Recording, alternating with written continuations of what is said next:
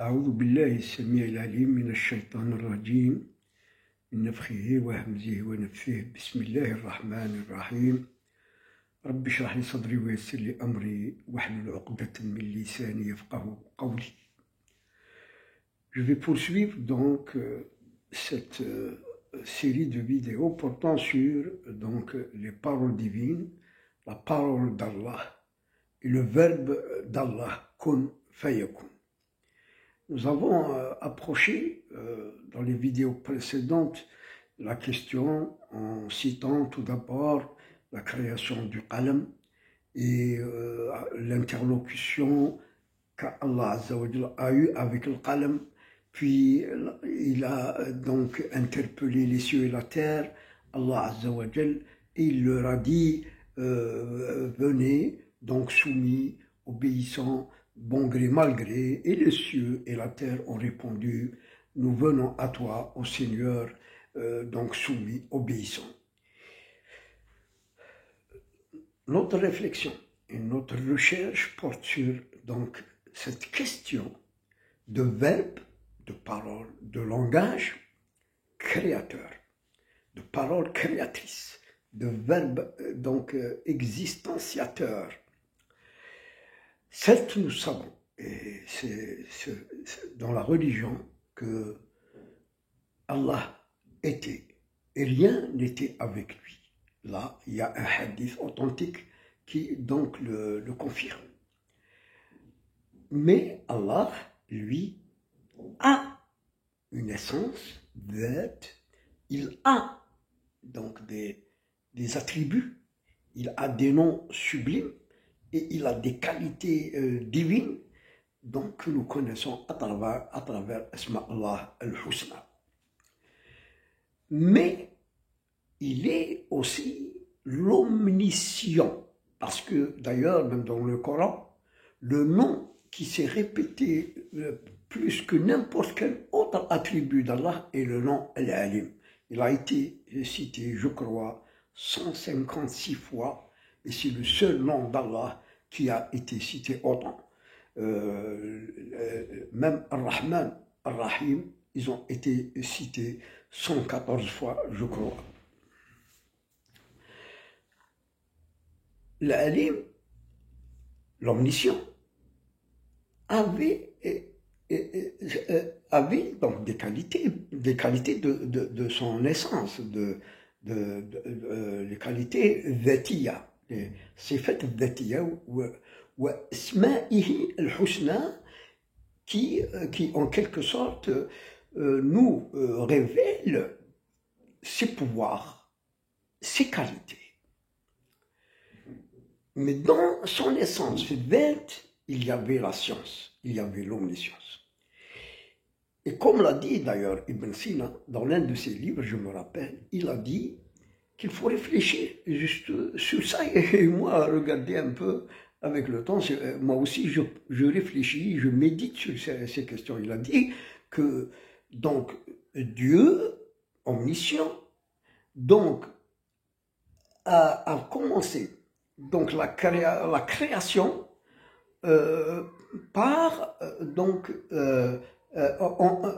en intra divine, en lui-même, c'est-à-dire parce qu'il a conçu, et c'est dans ces sciences que toute chose qui existe réellement était tout d'abord. D'abord, rien n'existe qui n'a pas été dans les sciences de Dieu. Et il a même dit, Ibn Sina, c'est-à-dire que la création, donc, est en quelque sorte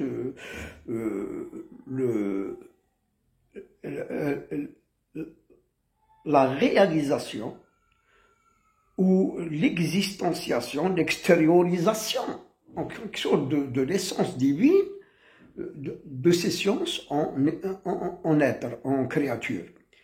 Donc pour lui, donc la pensée, ou la pensée, l'idée, donc crée la substance, crée la matière. Mais ça, c'est un autre domaine, Inch'Allah, pourquoi pas, parce que là, c'est inconnu, hein, Ghaibi. Nous allons peut-être un jour en parler aussi. De toute façon, l'essentiel, il est dit ici, c'est-à-dire que la pensée, l'idée, la science qui est donc en arrière-plan, par elle, et un verbe kun, que la chose donc sort à l'existence et existe. Mais la réflexion aussi porte aussi sur le fait que Dieu a créé toute chose qui porte la vie, ou qui porte une certaine intelligence, une certaine perception, comme on l'a dit. Bah, il a donc parlé au qalam, il a parlé aux cieux et la terre, mais donc surtout concernant donc les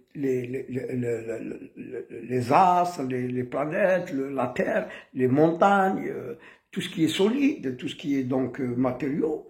Et alors, Allah a interpellé et donc السماوات والأرض والجبال ont répondu. Et cette perception qui existe dans ce qui est donc inerte, ce qui est apparemment sans vie, c'est quoi cet esprit qui habite donc les montagnes, qui habite les astres, qui habite... Il y a donc un esprit pour chaque créature qui n'est pas une âme, ce n'est pas ruh, parce que les montagnes, enfin, tout ce qui est matière, a une vie, mais pas ruh. Ruh existe chez l'être humain et chez le djinn. Même les animaux, on dit qu'ils ont une certaine ruh, parce qu'ils ont des guidances, ils ont des facultés innées en eux, ils ont la vie, la vie qui est al-hayat, et ils ont une certaine ruh, mais ils n'ont pas d'âme, parce que l'être humain particulièrement, il a les trois, il a la vie. Donc d'ailleurs, même avant la formation de l'embryon, il y a la fécondation donc, du spermatozoïde, de l'ovule, et la vie commence à exister dans le ventre de la mère jusqu'à 4 mois où l'ange descend et insuffle ruh.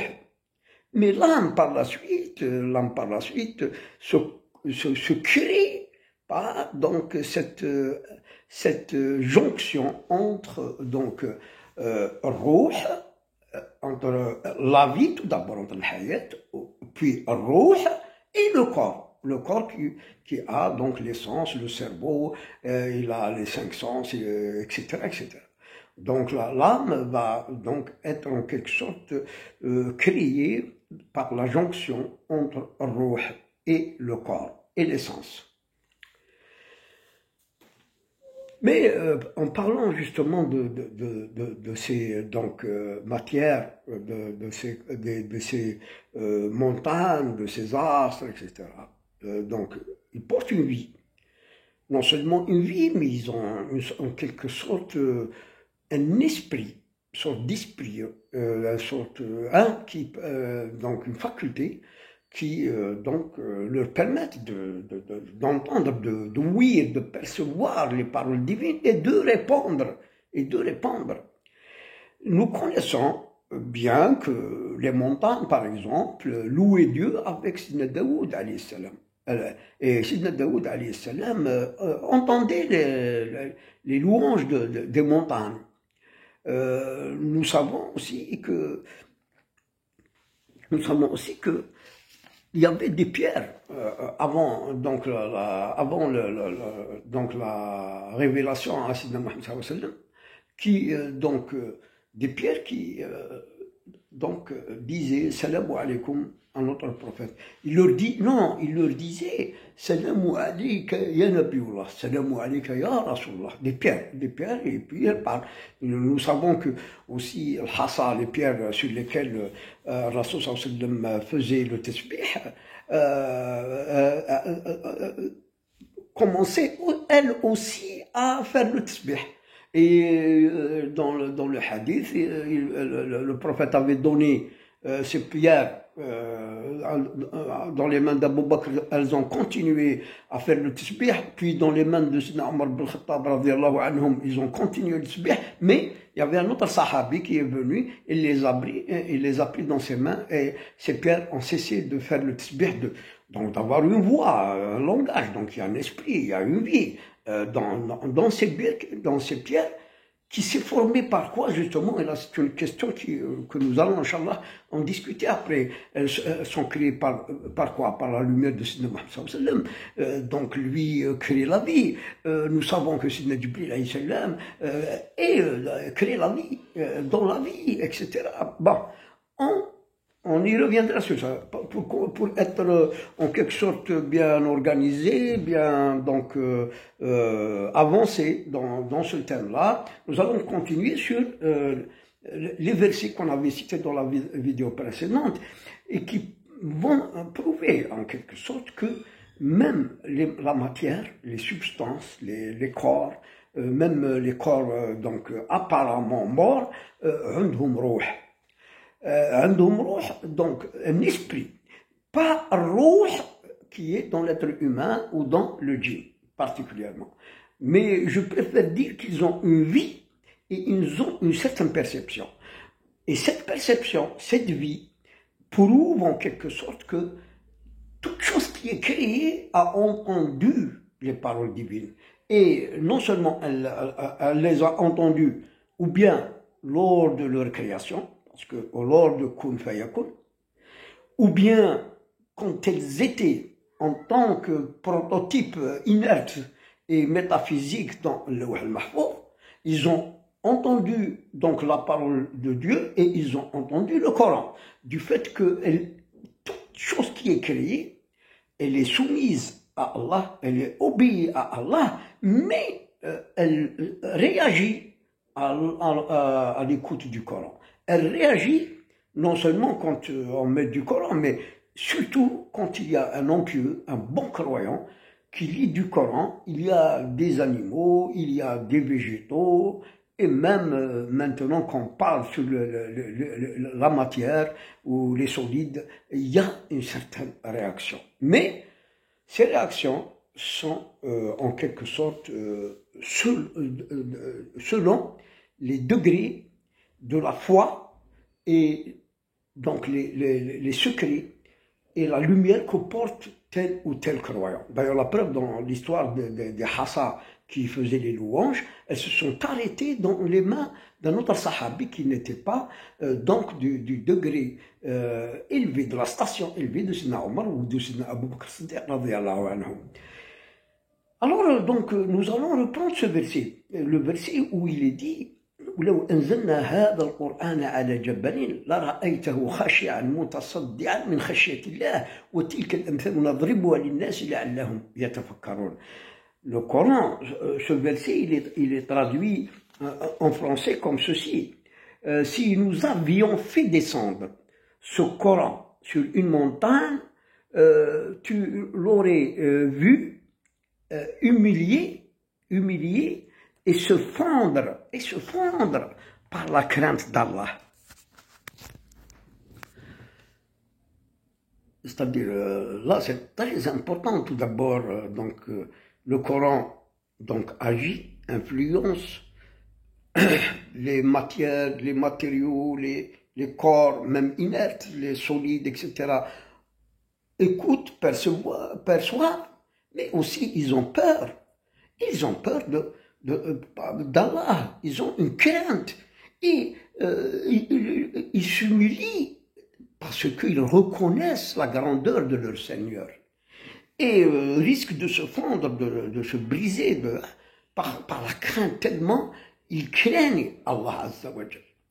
D'ailleurs, il y a un verset dans Sourate Al-Ahzab qui prouve que les montagnes, en quelque sorte, ont refusé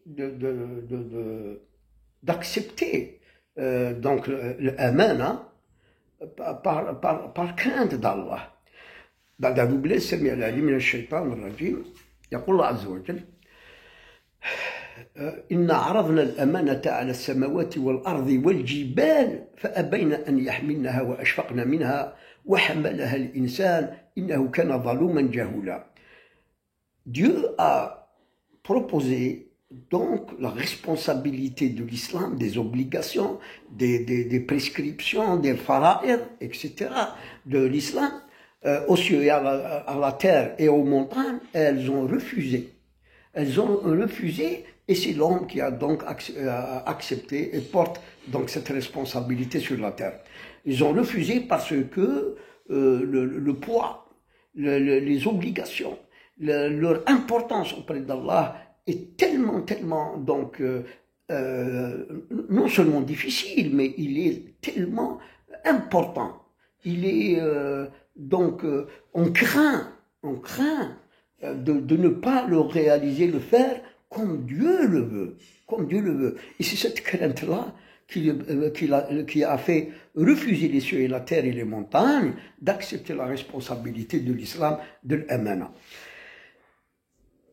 Aujourd'hui, je voudrais seulement dire encore que il faut ne pas oublier donc que la matière, les substances, les corps, quels qu'ils soient, donc ont une perception, entendent et réagissent donc aux paroles divines et que donc à chacun un degré différent, une perception et une faculté de perception différente, effectivement, et qu'il faut différencier entre la vie, hayat, entre donc ruh, qui est l'esprit, et entre l'âme qui est l'ego de l'être humain particulièrement. Mais dans toute chose qui existe, il y a le hayat. Et dans le hayat, il y a aussi une guidance, des facultés que Dieu a mis dedans. Et c'est par ces facultés, par leur connaissance, de la parole divine et du Coran, dans Louh al-Mahfouz, avant qu'il ne soit de ce monde, que donc ces matériaux, ces montagnes, cette terre, ces galaxies, etc., donc reconnaissent le verbe divin, reconnaissent Dieu, reconnaissent la parole de Dieu et donc réagissent. Nous allons plus loin après dans Kant, c'est-à-dire l'être humain, bon croyant, qui s'est purifié, qui donc a fait efficience son âme devenue ruh, devenue esprit, et a fait efficience avec les paroles divines, le Coran.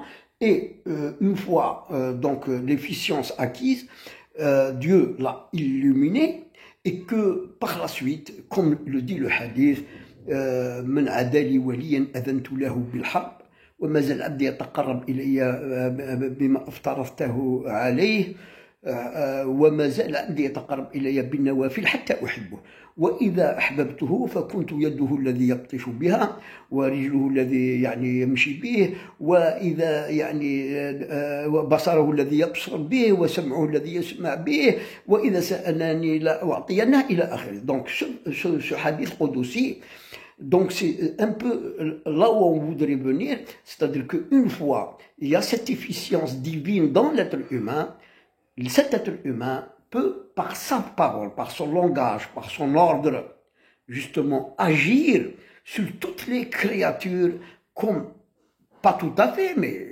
d'une certaine manière, d'une dérivée divine, agir comme une dérivée de la puissance divine sur toutes les créatures, les phénomènes, les systèmes, etc., etc. Donc, à la prochaine, Inch'Allah. Assalamu alaikum wa rahmatullahi ta'ala wa barakatuh.